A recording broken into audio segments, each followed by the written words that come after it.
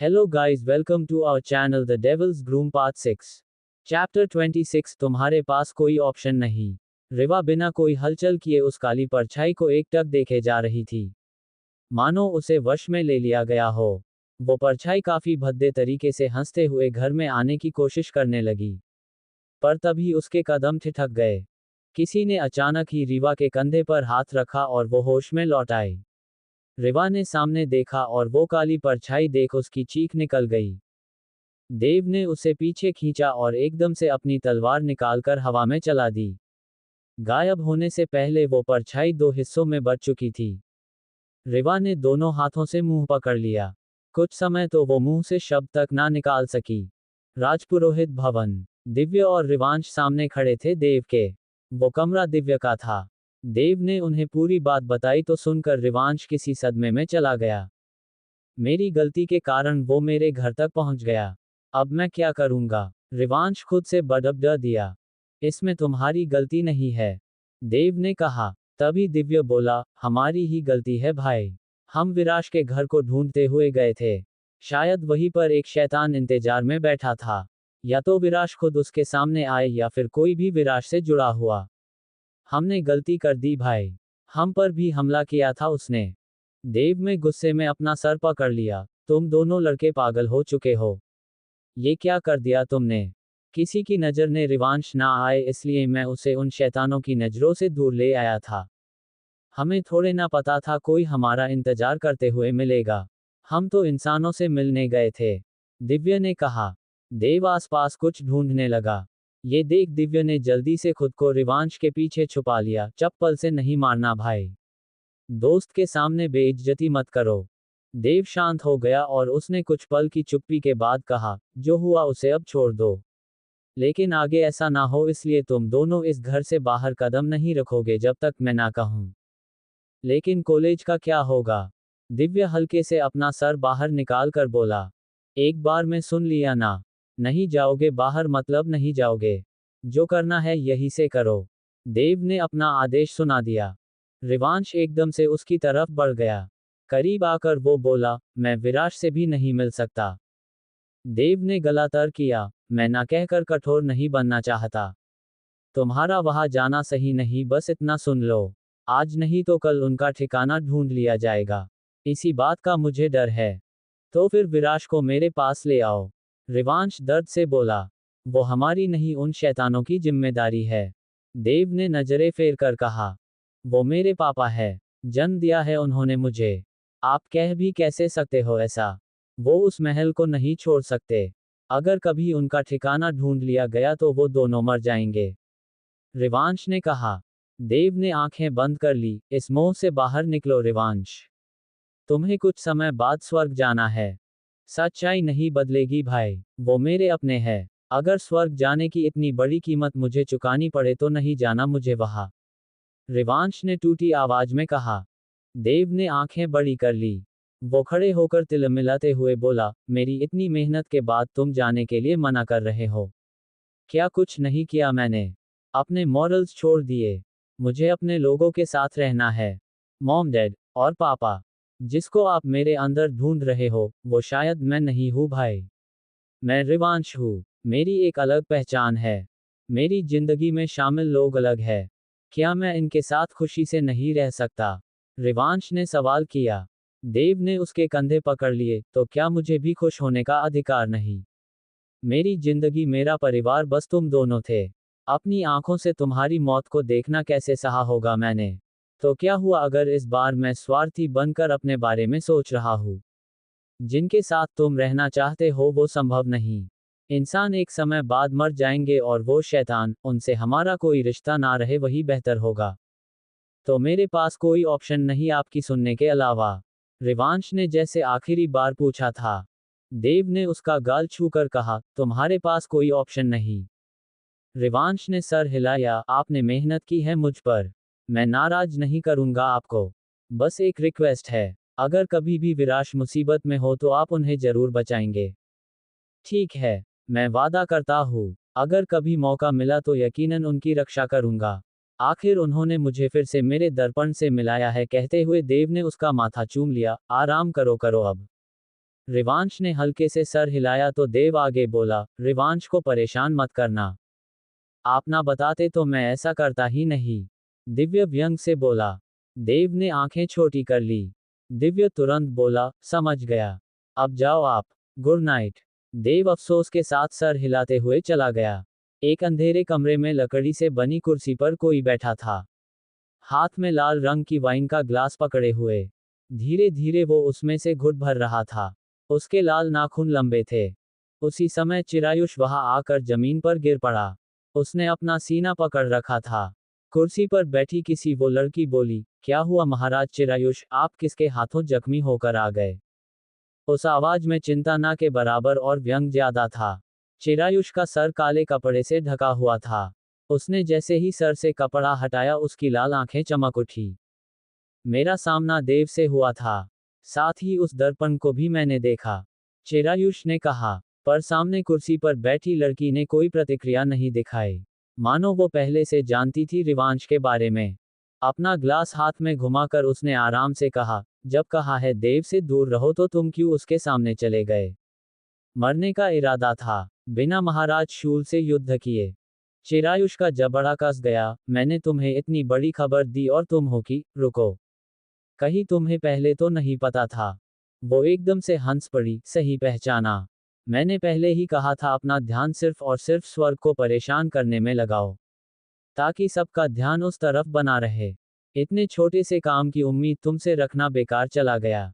चिरायुष ने कहा, मैं दोनों काम एक साथ कर रहा हूँ। अगर ऐसा है तो देव चला क्यों नहीं जाता यहाँ से? या फिर तुम्हारी कोशिश कम पड़ रही है? उस लड़की ने कहते हुए चिरायुष के सामने वाइन का ग्लास फेंक दिया, पहले तो खुद को ठीक कर लो। तुम सवाल जवाब करने की हालत में भी नहीं हो। इसी के साथ वो लड़की अंधेरे में ही कहीं गायब हो गई। चिरायुष ने एकदम से अपने हाथ की मुट्ठी बना एक जमीन पर दे मारी। चैप्टर 27 निर्दयी बेटा। सीढ़ियों से ही देव ने देखा रीवा और अभिमन्यु दादू के साथ बैठे थे। देव नीचे पहुंचा और बोला, रिवांश और दिव्य झूठ बोलकर लॉन्ग ड्राइव पर निकल गए थे। मैं उन्हें वापस ले आया हूँ। वो अब कमरे में आराम कर रहे हैं। रिवा झटके से खड़ी हो गई, किसी परेशानी में तो नहीं पड़ा था वो? मुझसे झूठ मत बोलना। देव ने पलके झपकाकर विश्वास से कहा, वो बिल्कुल ठीक थे। अब आप भी चिंता छोड़िए और जाकर आराम कीजिए। कुछ समय तक आपको भी यहाँ रहना होगा। उसने अभिमन्यु को इशारा किया तो अभिमन्यु तुरंत ही रीवा को चलने का बोलकर कमरे में ले गया। उनके जाते ही देव दादू की बगल में बैठ गया। दादू ने बाहें मोड़ ली, कहा थे वो दोनों शैतानों के साथ उनके महल में? देव ने रूखे स्वर में कहा। दादू ने अफसोस के साथ सर हिलाया, तो आखिरकार वो रिवांश को ले जाने में कामयाब हो ही गया। कुछ तो ऐसा हुआ जिसने रिवांश को मजबूर कर दिया जाने के लिए, वरना रिवांश को उस शैतान पर विश्वास नहीं होगा आसानी से। लगता है विराश वाला दांव खेला है आखिरी। देव बोला। तो अब अच्छे से समझा दिया उन्हें, दादू ने कहा। पता नहीं परिणाम होगा या फिर नहीं। रिवांश अपने असली पिता से मिला है। अब वो बार बार जाना चाहेगा। वो शैतान बहुत शातिर है खेल रचने में। देव हल्के गुस्से में बोला। दादू ने कहा, रिवांश ने कोई सवाल नहीं किया। मतलब उसे पता चल गया होगा वो यहाँ अपने असली माता पिता से दूर क्यों है। देव कुछ पलों के लिए चुप हो गया, फिर धीरे से बोला, अब तक उसने कोई सवाल नहीं किया। शायद रीवा और अभिमन्यु पर हुए हमले के बारे में सुन उसके दिमाग से निकल गया। मुझे जवाब देने के लिए तैयार रहना होगा। वो कभी भी पूछ सकता है। सर हिलाकर दादू ने एक ठंडी सांस छोड़ी और बात बदल कर बोले, मैं पूछना भूल गया, महाराज ने संपर्क करने की कोशिश की थी तुमसे। तुमने बात क्यों नहीं की? देव का चेहरा पूरी तरह भावहीन हो गया, क्योंकि मुझे नहीं करनी थी।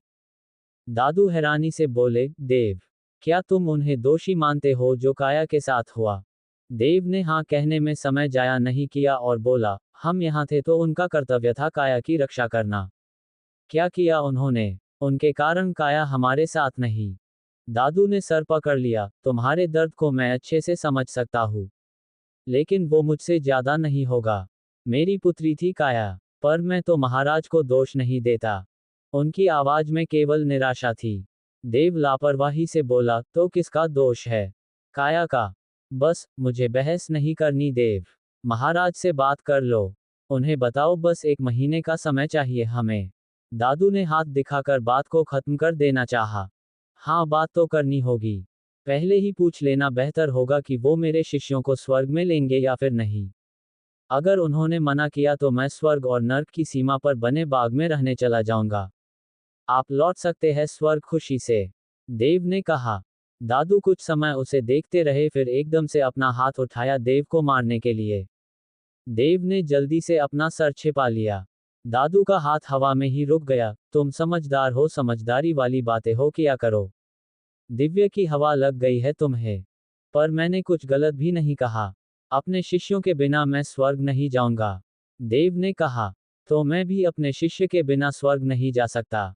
तुम महाराज से बात करके देखो। अगर उन्होंने मना किया तो आगे का काम मैं संभालूंगा उन्हें मनाने के लिए, दादू ने कहा। देव ने कुछ समय लिया हाँ कहने में। रिवांश ने कमरे की बालकनी का दरवाजा खोला और बाहर चला गया। सबसे पहले तो उसकी नज़र दूर खड़े शूल पर ही चली गई। रिवांश की आंखें बड़ी हो गई। तुम यहाँ? उसकी धीमी आवाज भी शूल तक पहुंच गई। तो कहा जाओ। रिवांश ने भी उसकी धीमी आवाज साफ तौर पर सुन ली। उसे शूल की बात याद आ गई। शूल उसे ही अपना घर समझता था। वो शैतान, उसके बारे में तुमने मुझे कुछ भी ठीक से नहीं बताया। आखिर है कौन वो? रिवांश ने नाराजगी से पूछा। मेरा सौतेला भाई, जिसे एक समय पर मैं बचाना चाहता था। उसके कारण ही मैं इस समस्या में हूँ। सांप पाल रखा था मैंने, मुसीबत के समय उसने मुझे ही डस लिया। शूल ने फीकी हंसी के साथ कहा। रिवांश ने जबड़ा कस लिया। अगेन, सब कुछ कंफ्यूजिंग है। क्या कोई मुझे पूरी कहानी शुरू से नहीं बता सकता? तुम ना जानो तो बेहतर है, क्योंकि हम तुम्हें खोना नहीं चाहते, शूल ने कहा। फाइन, मत बताओ कुछ भी। बस मेरा एक काम करना। विराश का अच्छे से ध्यान रखना। रिवांश ने अपना लहजा विनती भरा रखा। अगली अमावस याद रखना। अगर उस दिन तुम मेरे साथ रहे तो सब कुछ ठीक हो जाएगा। फिर विराश को लेकर तुम कहीं भी रहो, उसका निर्णय लेने के लिए मैं तुम्हें मौका दूंगा, शूल ने कहा। रिवांश ने चुप्पी साध ली। जिस पर शूल आगे बोला, 1 महीना जाना है अभी। विराश को अब समझाना मुश्किल रहेगा हमारे लिए। क्या तुम इस घर से भाग सकते हो? शूल ने कहा तो रिवांश ने आंखें बड़ी कर ली। उसने जल्दी से आसपास देखा। भागना? लेकिन पकड़ा गया तो कौन तुम्हें सूली पर चढ़ाएगा? एक माफी मांग लेना, सब ठीक। विराश के लिए इतना तो कर ही सकते हो, शूल ने कहते हुए बाहें मोड़ ली। उसने रिवांश को पूरी तरह बेचैन कर दिया। रिवांश अपने नाखून चबाते हुए सोच में पड़ गया। हाँ, बेचारे विराश, कल जब तुम नहीं आओगे तो क्या बीतेगी उन पर। काफी कम समय बाद वो अपना कमरा छोड़ते हैं और आज पूरे समय वो कमरे से बाहर तुम्हारे इंतजार में दरवाजे पर नजरें गड़ाए रहे, शूल ने कहा। शट अप, तुम मुझे सोचने नहीं दे रहे, रिवांश ने कहा। निर्दयी बेटा, कौन अपने पिता से मिलने के लिए इतना सोचता है? शूल ने कुछ ज्यादा ही नौटंकी भरे अंदाज में कहा। चुप हो जाओ, मैं कल देखूंगा क्या हो सकता है। इतना कहकर रिवांश कमरे में जाने के लिए पलटा। तभी शूल ने कहा, घर के इर्द गिर्द सुरक्षा कवच है। मेरी ऊर्जा तुम तक नहीं पहुंचेगी। अगर जरा भी तकलीफ हो तो तुम्हें बाहर आने से कोई नहीं रोकेगा। बहाना अच्छा है ना? रिवांश के होठों पर एक मुस्कान आ गई। बिना पलटे ही वो बोला, हम देखते हैं क्या किया जा सकता है। बस विराश को बोल देना वो दिन भर इंतजार ना करे। और हाँ, उनकी सुरक्षा करना अच्छे से। चैप्टर 28, दूसरा गद्दार। स्वर्ग के महाराज से देव क्या कहेगा, इन सब से बारे में सोचते हुए वो अपने कमरे की तरफ आ रहा था। दरवाजा बंद था और जैसे ही देव ने उसकी तरफ हाथ बढ़ाया, एक अजीब सा एहसास उसे हुआ। वो काफी ज्यादा सतर्क हो गया। धीरे से उसने दरवाजा खोला तो एक सफेद रंग की रोशनी पूरे कमरे में फैल गई। मानो कोई दरवाजा खुला और उसमें से वो शख्स बाहर आया जिसकी बातों को देव ने नजरअंदाज किया था। सूर्य की तरह उसके चेहरे पर तेज था। सर पर ताज मौजूद था। उसके सफेद और सुनहरे रंग के वस्त्र चमक रहे थे। वो स्वर्ग का महाराज वेरिथा खुद वहां चला आया था। देव अंदर चला गया और दरवाजा बंद करते ही पलटकर वेरिथा के सामने घुटनों के बल आ गया। हाथ की मुट्ठी बनाकर सीने पर रखते हुए देव ने नजरें झुकाकर विनम्रता से कहा, प्रणाम महाराज। आप यहाँ खुद चले आए? कोई कार्य था तो मुझे बुला लिया होता। देव ने वो बातें बस ऊपर ऊपर से कही। मन में वो बोला, ये क्यों चला आया यहाँ? जैसे मैं इसका खजाना लेकर भागा हूँ, जो हर समय नजरें बनाए रखने की जरूरत पड़ जाती है। वेरिथा हल्के से मुस्कुरा उठा और देव को कंधों से पकड़कर खड़ा कर कहा, किसी कारण से हमारा संपर्क नहीं हो पा रहा था। तो मैं देखने चला आया, पृथ्वी पर रहने के कारण तुम्हारी शक्तियों पर कोई असर तो नहीं हुआ? कहते हुए उसने अचानक ही देव के माथे पर अंगूठा रख दिया। देव की आंखें बंद हो गई। एक सफेद चमक दोनों भौहों के बीच नजर आने लगी। कुछ ही पलों में वेरिथा गहरी आवाज में बोला, सब कुछ ठीक है। फिर हमारा संपर्क क्यों नहीं हो पा रहा था? देव ने आंखें खोली और एक कदम पीछे ले लिया। वो कुछ ज्यादा ही करीब आ चुके थे। अपनी नजरें चुराते हुए देव ने कहा, हो सकता है काम की व्यस्तता के कारण हमारा संपर्क नहीं हो पाया। इतने छोटे कारण से आप यहाँ चले आए? वेरिथा ने हाथ बांध लिए, और कितना समय चाहिए तुम्हें? वापस कब आ रहे हो? देव ने सोचा तो बहुत कुछ था, पर अब आमने सामने कहने के लिए कतरा गया। एक गहरी सांस भरकर पहले उसने खुद को शांत किया और कहा, लगभग 1 महीना। उससे पहले मैं जानना चाहता हूँ, मेरे साथ क्या मेरे शिष्य भी आ सकते हैं? वेरिथा ने एक भौं ऊपर उठा दी, कौन शिष्य? देव ने कहा, दिव्य और दर्पण। वेरिथा की आंखें ठंडी पड़ गई, वो राजद्रोही। वो दोबारा लौट चुके हैं, इतना काफी नहीं जो उन्हें स्वर्ग में भी स्थान चाहिए। देव का जबड़ा कस गया। नजरें झुकाए रखते हुए वो बोला, वो निष्पाप है महाराज। उन्हें भ्रमित किया गया था। वेरिथा हाथ दिखाकर बोला, स्वर्ग के साथ गद्दारी कर शैतानों की मदद की थी उन्होंने। उनके लिए अब स्वर्ग में कोई स्थान नहीं। देव ने इस बार नजरें उठाकर सीधे वेरिथा की आंखों में देखा, मैं उनके बिना स्वर्ग नहीं लौटूंगा। वेरिथा ने ठंडी आवाज में कहा, तुम हमेशा के लिए यहाँ नहीं रह सकते, जानते हो ना ये बात? स्वर्ग में तुम्हारा एक स्थान है। उस स्थान के साथ कुछ जिम्मेदारियां हैं। सबसे मुंह मोड़कर आ गए थे तुम। मैं स्वर्ग की सीमा पर रहकर अपने कार्य संभाल लूंगा, पर अपने शिष्यों के बिना स्वर्ग में रहने के लिए नहीं आऊंगा। देव ने मानो अपना आखिरी फैसला सुना दिया था। वेरिथा कुछ पल उसे देखता रह गया। अचानक ही चेहरा फेरकर उसने कहा, जो तुम्हारे मन में आए वो करो। कभी मेरी बात सुनी है जो अब सुनोगे? बस इतना याद रखना, उन्हें स्वर्ग में प्रवेश नहीं मिलेगा। देव ने सहमति में सर हिलाया। अब वो चाहता था वेरिथा चला जाए, लेकिन वेरिथा आने के बाद रुकना चाहता था कुछ समय। वो जाकर सोफे पर बैठ गया। आदत तो नहीं लग गई यहाँ की? वेरिथा ने देव को देख कहा। खुद आराम से बैठ गया, मैं खड़ा हूँ नौकर की तरह। अपने मन में देव ने उसे कोस लेने के बाद नकली मुस्कान होठों पर सजा ली, जी नहीं महाराज। स्वर्ग के सामने सब कुछ फीका है। वेरिथा ने अपनी बगल में हल्के से हाथ दिखाकर इशारा किया, आकर बैठो यहाँ। महाराज के साथ बैठने का गुनाह मैं नहीं कर सकता, देव ने कहते हुए बेमन से फिर अपना सर झुका लिया। वेरिथा ने कहा, आओ बैठो, वरना अपने मन में मुझे कोसने में कसर नहीं रखोगे तुम। मैंने तुम्हें बड़ा होते हुए देखा है, तुम्हारी सभी आदतों से जानकार हूँ। देव ने होठों को आपस में भींचकर आंखें मिच ली, फिर होठों पर एक मुस्कान सजाते हुए उसके पास चला गया। बिल्कुल एक कोने में काफी अंतर पर बैठ गया। स्वर्ग और नर्क के बीच कैसी परिस्थिति है? देव ने सवाल किया। वेरिथा ने अफसोस के साथ सर हिलाया, पहले से बदतर। शूल नर्क नहीं जा सकता। उसका सेनापति और आधी प्रजा यहीं पर है। चिरायुष भी उनका ठिकाना ढूंढ रहा है। देव बोला, कहना क्या चाहते हो? वेरिथा की भौहें सिकुड़ गई। यही कि शूल के समय हालात इतने खराब नहीं थे। जो कुछ भी हुआ चिरायुष के कारण हुआ।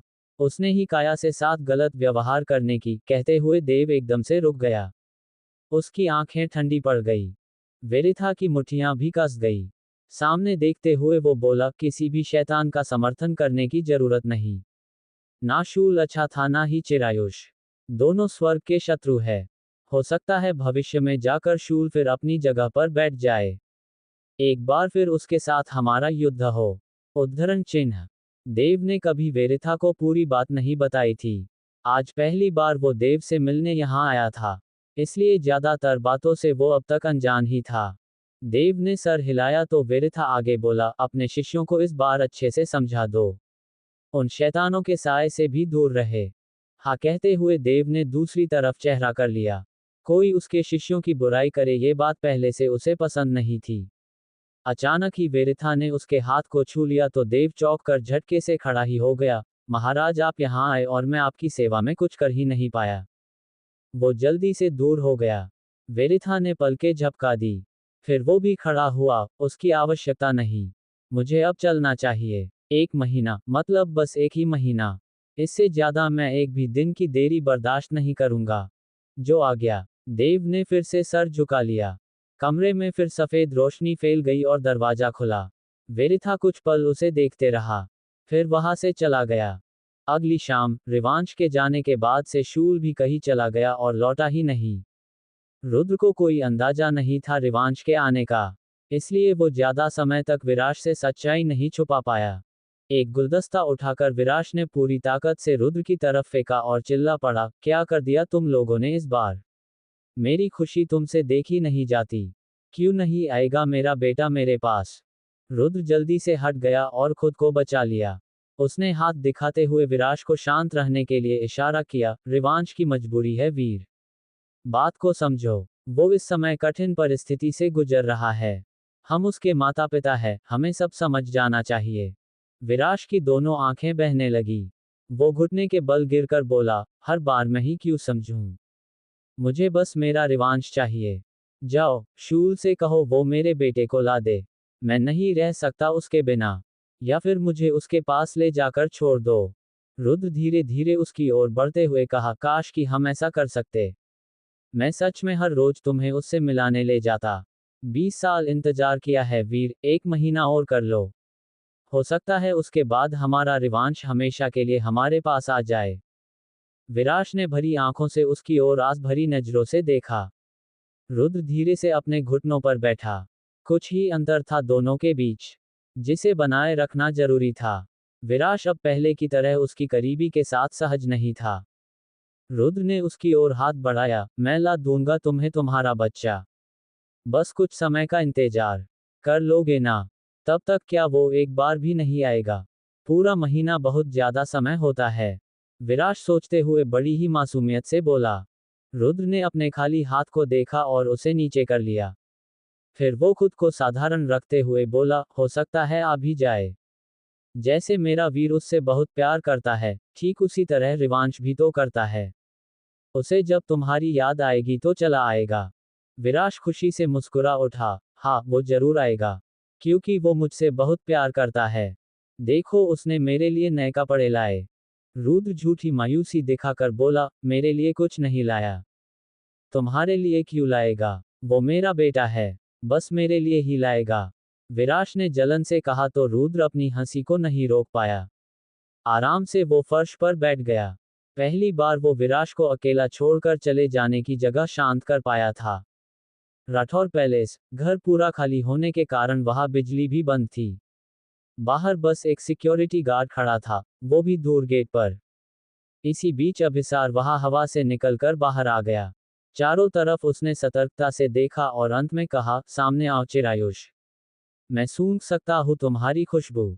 एक भद्दी हंसी पूरे घर में गूंजकर आवाज आई, मेरा नाम लेने की गुस्ताखी कर रहे हो नर्क के पूर्व सेनापति? महाराज कहो। अभिसार एक ठंडी हंसी हंस दिया, नर्क के महाराज और तुम, वो एक ही हो सकते हैं। महाराज शूल। एकदम से ही अभिसार दूसरी तरफ कूद गया और खड़े होकर अपना हाथ घुमाया। उसके हाथ में एक तलवार चमक उठी।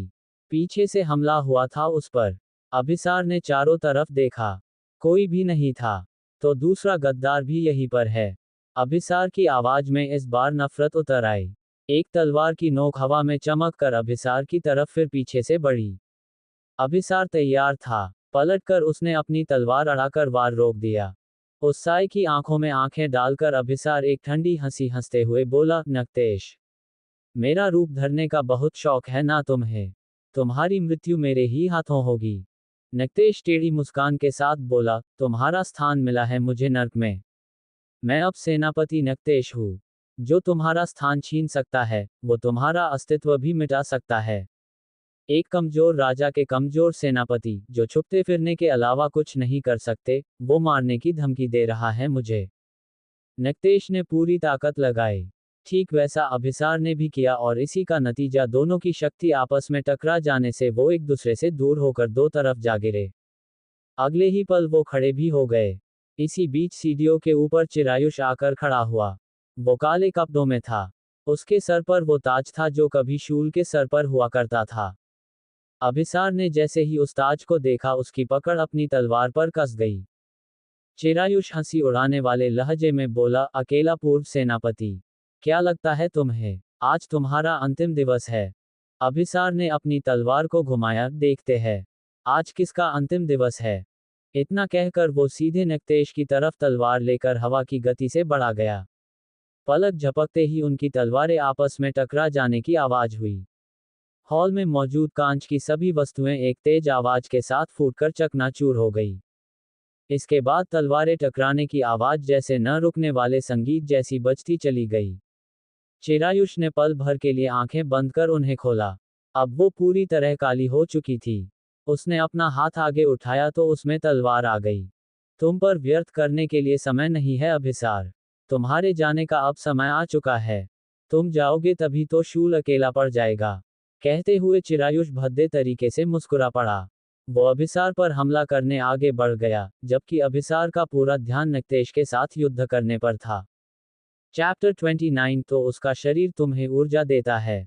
हवा की गति से चिरायुष हाथ में तलवार लिए अभिसार की तरफ बढ़ने लगा, जबकि अभिसार का पूरा ध्यान इस समय नक्तेश को संभालने में था। कुछ इंच का अंतर बचा था और चिरायुष की तलवार अभिसार की पीठ में जा लगती, पर उससे पहले ही एक दूसरी तलवार ने बीच में आकर वार रोक लिया। तेज आवाज हुई, जिसे सुनकर अभिसार चौंक गया। नक्तेश को पीछे धकेलकर उसने पलटते हुए देखा, गद्दार और पीछे से वार करने वाला। तुमसे इसी चीज की अपेक्षा थी। वो हल्के से मुस्कुरा दिया और पूरी ताकत से नक्तेश की तरफ बढ़कर उस पर वार किया। चिरायुष की नजरें बस उस काली तलवार और उसकी मुट्ठी पर बनी रही गई। वो मुट्ठी चांदी की थी, खोपड़ी के आकार का सर और उसमें दो लाल आंखें। महाराज शूल। चिरायुष पहचानने में देर नहीं कर पाया। उस मुट्ठी को पकड़े हुए हाथ और फिर पूरा शरीर धीरे धीरे चिरायुष के सामने आ गया। वो शूल था। चिरायुष की हिम्मत डगमगा गई, ये जानते हुए भी कि शूल पहले के मुकाबले काफी ज्यादा कमजोर है। पीठ पीछे वार करने की तुम्हारी आदत जाएगी नहीं चिरायुष, शूल ने गुस्से भरी आवाज में कहा। चिरायुष का जबड़ा भी कस गया। उनकी तलवारें पल भर के लिए पीछे हटी और फिर से उन्होंने एक दूसरे पर वार कर दिया। घर के अंदर से लगातार कुछ आवाज सुनकर गेट पर खड़ा गार्ड डर चुका था। ना भाग सकता था, ना ही अंदर जाकर देखने की उसकी हिम्मत थी। उसे सख्ती से कहा गया था आवाज सुनकर भी वो उन्हें नजरअंदाज कर दे। वातावरण में हो रहे बदलाव उसका डर बढ़ाने का काम कर रहे थे। गार्ड ने गला तर किया और अपना फोन निकालकर अभिमन्यु को मिलाना चाहा। कुछ सोचकर वो रुक गया। अभिमन्यु सिर्फ गुस्सा कर देता। अभिमन्यु की जगह उसने अब रिवांश को फोन मिला दिया। अपने गार्ड का फोन देखकर रिवांश ख्यालों से बाहर आया। बालकनी में खड़े होकर उसकी नजरें लगातार शूल को ढूंढ रही थी जो उसे आज नजर नहीं आया। घर और कमरे में बंद रहकर रिवांश किसी फूल की तरह मुरझा गया था। फोन आंसर करते हुए वो बोला, जी अंकल, क्या हुआ? सब कुछ ठीक है घर पर? कुछ ठीक नहीं है रिवांश बाबा। सारे दरवाजे शाम होने से पहले ही मैंने अच्छे से बंद है या नहीं चेक कर लिए थे। चोर के घुसने के चांसेस ही नहीं। ये जरूर कोई भूत पिशाच है। घर के अंदर से लगातार अजीब अजीब सी आवाज आ रही है, मानो कोई जानवर गुर्रा रहा हो। साथ ही सारा सामान भी गिर रहा है। रिवांश ने आंखें बड़ी कर ली। वो तुरंत ही बोला, ठीक है। आप नजरअंदाज कर दीजिए सब कुछ। अंदर जाने की जरूरत नहीं। गेट पर ही रहिए। हाँ मैं वही हूँ, लेकिन डर लग रहा है बहुत। गार्ड की आवाज में उसके डर का एहसास रिवांश को भी हुआ। आप चिंता मत करिए, मैं पहुंचता हूँ वहां, रिवांश ने कहा। उसने जल्दी से फोन बंद किया और जैसे ही पलटा अपने सर पर हाथ लगाकर हल्का सा लड़खड़ा गया। ब्रो, क्या हुआ? दिव्य की नजर एकदम से उस पर चली गई। वो बाहर आया। रिवांश का हाथ पकड़कर उसे सहारा देते हुए कहा, भाई को बुला दूं? कुछ तो कहो, मुझे सफोकेशन हो रही है। रिवांश आंखें ऊपर की तरफ घुमाते हुए कहने लगा। पहले कभी ऐसा हुआ है? दिव्य ने कहा तो रिवांश ने ना में सर हिलाया। वो गहरी गहरी सांसें लेने लगा। अंदर भी दम घुट रहा था तभी वो बाहर आया ताजी हवा लेने के लिए। तुम अंदर चलो, मैं भाई को कॉल करता हूँ। दिव्य ने कहा। न नहीं, मुझे शूल के पास लेकर चलो। रिवांश को खुद भी समझ नहीं आया उसने ऐसा क्यों कहा, मगर सांस लेने के लिए बस शूल की ही जरूरत थी ऐसा उसका दिमाग बताने लगा। शूल, वो शैतान, कहाँ ढूंढूं मैं उसे? दिव्य असमंजस से बोला, उसका सेनापति। रुको, मैं उसे बुलाने की कोशिश करता हूँ। दिव्य उसे जबरदस्ती अंदर ले गया और बिस्तर पर बिठा दिया। फिर आंखें बंद कर अपने मन में अभिसार का नाम पुकारा। उसे नहीं पता था ये काम करेगा या फिर नहीं। रिवांश ने काफी तेजी से पलकें झपका दी जब दिव्य के ध्यान लगाने के कारण उसके शरीर से अलग ही तरह ही चमक निकलती देखी। उसी समय दिव्य ने आंखें खोली। कुछ नहीं हो रहा ब्रो। अब क्या करूं? मुझे राठौड़ पैलेस लेकर चलो। शायद शूल वहीं पर होगा। रिवांश ने धीमी आवाज में कहा। राठौर पैलेस? मतलब यहां से निकलना होगा किसी तरह। मैं देखकर आता हूँ रास्ता साफ है या फिर नहीं। आशा है कि भाई जल्दी लौटेंगे नहीं अपने काम से। दिव्य ने सोचते हुए कहा। जल्दी से बाहर जाकर उसने नीचे झांक कर देखा। रास्ता साफ था। वो फिर रिवांश को लेने के लिए दौड़ गया। अभिसार और नक्तेश की तरह शूल और चिरायुष में भी गंभीर युद्ध चल रहा था। कोई हार मानने को तैयार नहीं, ना पीछे हटने को। पर एक समय बाद शूल कमजोर पड़ने लगा। चिरायुष ने ये बात पहचान ली। उसके होठों पर विजयी मुस्कान आए और फायदा उठाकर उसने अपनी गति बढ़ा दी। कुछ ही पलों में शूल लखा कर अपने घुटनों पर जा गिरा। सहारे के लिए उसने तलवार फर्श पर टिका दी। काला धुआं काफी ज्यादा मात्रा में शरीर से निकलकर उसका शरीर अपना आकार छोड़ने लगा।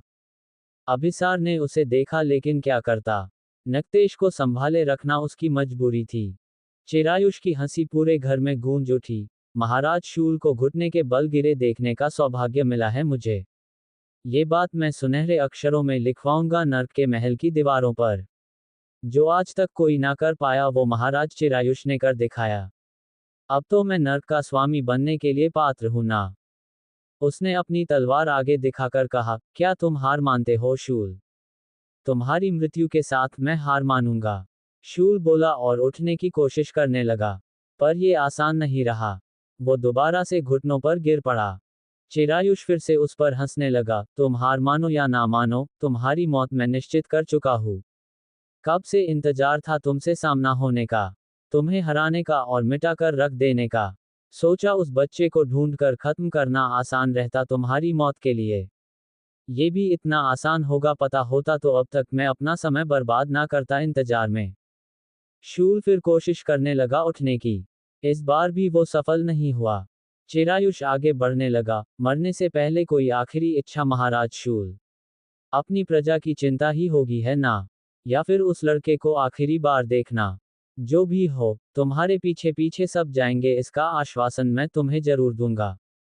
चिरायुष को शूल की तरफ बढ़ता देख अभिसार का ध्यान भटक रहा था। नक्तेश को उसका फायदा मिल गया।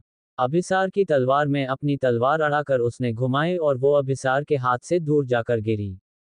अगला ही बार नक्तेश ने अभिसार के सीने पर कर दिया। लेकिन तभी एक तेज आवाज के साथ दरवाजा खुला और वो सफेद शक्ति नक्तेश की तलवार से आकर टकरा गई। नक्तेश उस अचानक हुए वार को झेल नहीं पाया। जितनी ताकत से आगे बढ़ा था उससे दुगुनी ताकत ने उसे पीछे धकेलकर दूर जा गिराया। अभिसार ने पहले हैरानी से शूल को देखा जिसका धुआं बन रहा शरीर फिर अपने आकार में लौटने लगा। फिर उसकी नजरें दरवाजे की तरफ घूमी। यूं तो अभिसार ने देव का अंदाजा किया था, पर वो देव नहीं दिव्य था। उसका एक हाथ अभी भी आगे और दूसरे हाथ से उसने रिवांश को संभाला था। दिव्य और रिवांश दोनों ही फटी आंखों से दिव्य के हाथ को देखे जा रहे थे। रिवांश का सर जो अब तक दिव्य के कंधे पर सहारा लिए था अब वो एक नई ताकत के साथ सीधा हो गया। उसने हैरानी से कहा, दिव्य, तुमने ये कैसे किया? दिव्य ने पलके झपकाकर अपने हाथ को एकदम से हवा में उठाकर कहा, पता नहीं। अब नहीं निकल रहा। वो कुछ अचानक ही बाहर आ गया था। इस बीच शूल फिर अपने कदमों पर खड़ा हो गया। उसकी ताकत पहले से अब ज्यादा थी। उसकी तलवार चमक उठी। चिरायुष ने कदम पीछे लिया। अंदाजा लगाकर वो बोला, तो उसका शरीर तुम्हें ऊर्जा देता है। शूल ने तलवार घुमाई और एकदम से ही चिरायुष की दिशा में फेंकी। चिरायुष को वहां से हटने का मौका ही नहीं मिला। उसकी एक दर्द भरी तेज चीख सबके कानों में पहुंची। देखते ही देखते चिरायुष धुआं बनकर गायब हो गया और शूल की तलवार नीचे गिर गई। इससे पहले कि अभिसार नक्तेश को पकड़ता, वो भी अपने महाराज के पीछे भाग निकला।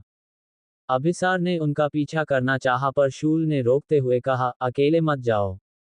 पहले ही यहाँ अकेले पहुंचकर तुमने खुद को मुसीबत में डाल लिया था। क्षमा कीजिए महाराज, मुझे मौका नहीं मिला सबको यहाँ इकट्ठा करने का। मैंने सबको अलग स्थान पर भेज दिया था। अभिसार नजरें झुकाकर बोला। शूल ने कुछ नहीं कहा और सीधे रिवांश की तरफ आया। दिव्य के हाथों से उसे लेकर शूल बोला, तुम ठीक हो? माफ करना, मैं समय से तुम्हारे पास पहुंच ना सका। What the hell? तुम लोगों का आपस में तार जुड़ा हुआ है क्या? अभी तो रिवांश की हालत खराब थी, अब वो बिना कुछ किए ठीक भी हो गया, दिव्य ने कहा। शूल ने उसे जवाब देना जरूरी नहीं समझा। उसका पूरा ध्यान रिवांश पर था। तभी अभिसार ने आकर दिव्य का हाथ पकड़ लिया। तुमने मेरी मदद की, उसके लिए मैं तुम्हारा आभारी हूँ। दिव्य ने शर्मा कर अपने बालों में हाथ घुमा लिया। कमाल के काम कर देता हूँ मैं अनजाने में। अभिसार हल्के हल्के से सर हिलाने लगा। बिल्कुल कमाल ही कर दिया तुमने। दिव्य ने अपने हाथ को देखा और फिर से वही करने लगा जो उसने पहले किया था। पर अब कुछ भी नहीं हुआ। अभी समय है पूरी तरह शक्तियां जागने में। जल्दबाजी मत करो। अभिसार ने उसका कंधा हल्के से थपथपा दिया। शक्तियों का नाम सुनकर दिव्य एक्साइट हो गया। इस बीच रिवांश को अपने सीने में भरकर शूल ने कहा, महल चले। विराश के पास। हम घर से भाग आए हैं, किसी को नहीं पता हम कहाँ है। रिवांश बोला। वापस जाकर माफी मांग लेना, वरना देव फिर पहुंच जाएगा तुम्हें ले जाने। अब चले, शूल ने कहा तो रिवांश ने पलकें झपका दी। मैं ब्रो को अकेला नहीं छोड़ सकता, पर इस बार भाई ने मुझे वहां देख लिया तो सच में चप्पल से मारेंगे। दिव्य कह ही रहा था कि रिवांश और शूल उसकी आंखों से ओझल हो गए। मेरी कोई वैल्यू है क्या किसी की नज़र में? बात को बीच में काट कर भाग गया शैतान कहीं का, दिव्य चिढ़कर चिल्लाया, मानो उसकी आवाज शूल तक पहुंचने वाली थी। तभी अभिसार ने कहा, मेरी नज़र में बहुत है, छोड़ो, मैं अपना दिमाग क्यों खराब करूं? दिव्य ने कंधे झटक कर खुद को शांत किया। तो तुम्हें घर छोड़ दूं या महल चलोगे? अभिसार ने पूछा। मैं भाई से कह दूंगा कि शूल रिवांश को उसकी हालत के कारण ले गया। फिलहाल मुझे ये संभालना चाहिए। दिव्य ने घर की खराब हालत पर नजर डाली। हाय ब्यूटीफुल ने अपने हाथों से घर को सजाया है, तुम नलायकों ने क्या हालत कर दी इसकी। शर्म नहीं आती तुम्हें, अपनी मां समान औरत के लिए ऐसे शब्दों का प्रयोग करते हुए। अभिसार ने आंखें छोटी कर उसे देखा। ब्यूटीफुल तारीफ वाला शब्द है बुद्धू, ऐसा वैसा शब्द नहीं। दिव्य ने उसके सामने चुटकी बजाकर कहा। शब्द तो तारीफ वाला है पर तुम्हारा उनसे बात करने का लहजा अजीब है, मानो अपनी किसी महिला मित्र से। अभिसार ने जैसे ही कहा दिव्य ने सर पेट लिया। शीट, मैंने आरुषि से कांटेक्ट ही नहीं किया। ओए सुनो, ये सब तुम लोगों ने खराब किया है, जिम्मेदारी लो इसे ठीक करने की। तब तक मैं एक कॉल करके आता हूँ, दिव्य ने कहा और तुरंत ही बाहर भाग निकला। अभिसार ने पहले तो उसे रोकने के लिए हाथ आगे बढ़ाया, लेकिन जब दिव्य निकल गया तो जबड़ा कसकर उसी हाथ की मुट्ठी बना ली। देव हड़बड़ी में दादू के कमरे में पहुंचा। वो दोनों लड़के गायब है, आपको पता है कहाँ चले गए? दादू ने उसे घूर कर देखा। मैं सेवक हूँ उनका, देवगुरु, उस शब्द पर जोर देते हुए देव ने कहा। काफी समय उस शैतान से दूर रहने के कारण रिवांश की हालत बिगड़ना शुरू हो गई थी। दिव्य उसे लेकर गया है, अब वो उन शैतानों से साथ ही होंगे, दादू ने अंत में बता दिया। दोनों लड़कों को लगा था वो छुपकर निकल जाएंगे, फिर भी दादू ने देख लिया। देव अपना सर पकड़कर बोला, मुझे इस पर गुस्सा आ रहा है कि रिवांश को कर समय उस शैतान की जरूरत पड़ती है जिंदा रहने के लिए। क्या होगा अगर अगली अमावस को हम रिवांश के अंदर से शैतानी शक्तियों को खत्म ना कर पाए? तो तुम उसे फिर से खो दोगे, या तो उसकी शक्तियां उसे खत्म करेगी या फिर स्वर्ग से कोई दूसरा।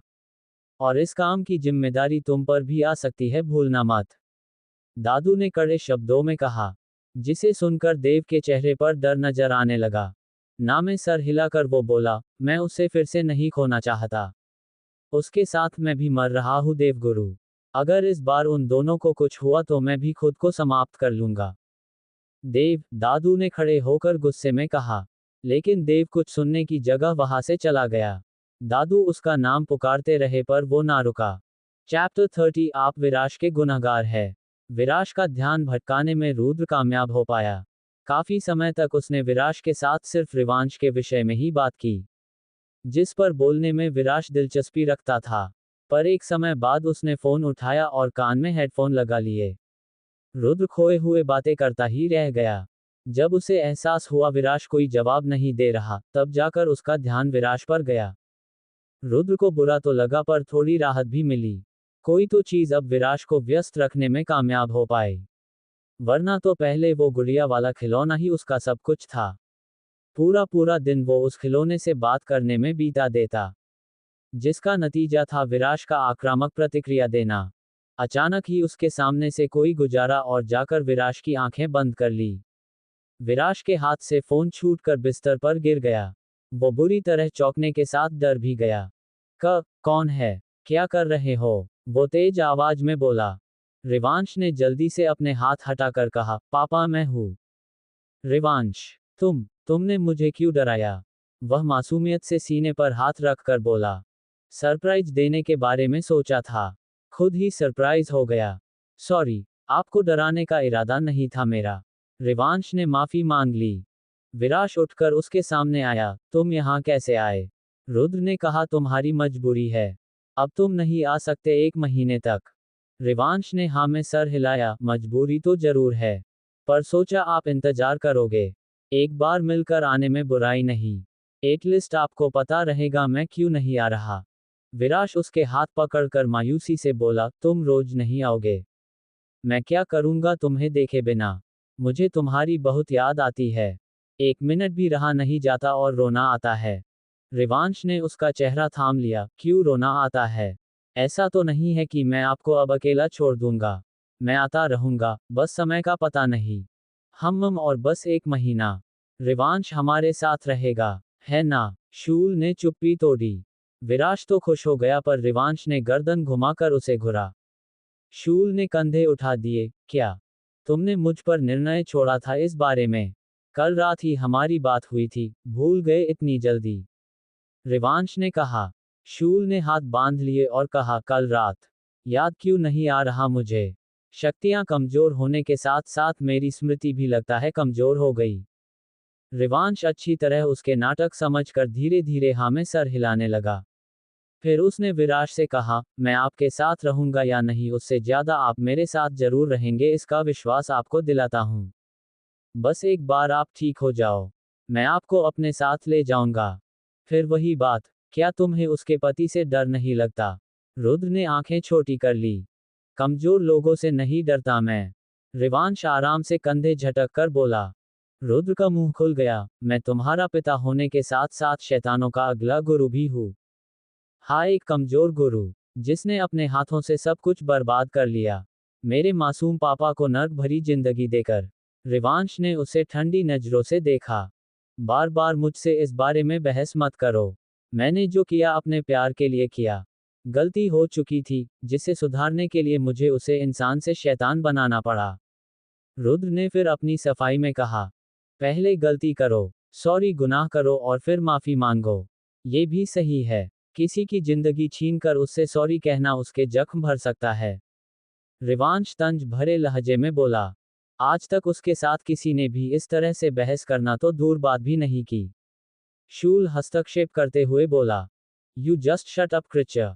तुम्हें बीच में बोलने के लिए किसने कहा? रिवांश गुस्से में बोला। जो काम दिव्य करता था, आज विराश ने करते हुए रिवांश का हाथ पकड़ उसे रोका। क्या कर रहे हो तुम? वो बुरे लोग हैं, उनसे लड़ाई मत करो, मुझे डर लगता है। रिवांश ने एक लंबी सांस छोड़कर सर हिलाया और कहा, आप दोनों जा सकते हो यहां से। मुझे अकेला रहना है विराश के साथ। रुद्र ने फिकी आवाज में कहा, क्या तुम मुझे माफ नहीं कर सकते? प्लीज आप मुझे शर्मिंदा मत कीजिए ऐसा कहकर। मैं किसी को माफ करने के लिए हूं ही कौन? आप विराश के गुनहगार हैं। अगर वो आपको माफ कर देते हैं, वो पहले की तरह ठीक हो जाते हैं, तो इसी में मुझे शांति मिलेगी। रिवांश ने कहा। रुद्र ने एक नजर विराश पर डाली। ये आसान लगता है तुम्हें? 20 साल गुजरे हैं, उसकी हालत में कोई सुधार नहीं। इसमें दोष सारा आपका है। रिवांश बोला। अपने प्यार को कुछ ना बताकर तकलीफ ना देने के बारे में सोचना। रुद्र ने पूछा। ना बताकर ही आपने सबसे ज्यादा तकलीफ दी। वो अकेलेपन के कारण मेंटली वीक हुए। रिवांश बोला। शूल ने काफी जोर से सांस लेकर कहा, रुद्रान को दोष देने की जगह इस पर आप दोनों को आपस में मिलकर समाधान खोजने की आवश्यकता है। एक दूसरे के खिलाफ होकर नहीं, साथ मिलकर काम करो। परिणाम जल्दी मिलेगा, जो पिछले 20 सालों में नहीं मिला। रिवांश शांत हो गया। इस बात पर असहमत होने के लिए कोई कारण नहीं था। आखिर उसकी भी चाहत थी विराश जल्दी ठीक हो जाए।